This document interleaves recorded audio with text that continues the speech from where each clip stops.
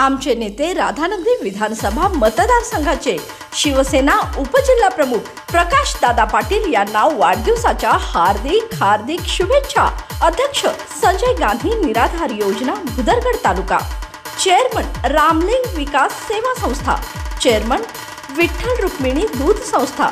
शुभेच्छुक राधानगरी विधानसभा मतदारसंघ कोल्हापूर अंतर्गत रस्ता करण्यासाठी 15 लाख रुपयांचा निधी मंजूर करण्यात आला आहे। या रस्त्यांच्या कामाचा शुभारंभ आमदार डॉक्टर विनय कोरे यांच्या शुभ हस्ते करण्यात आला।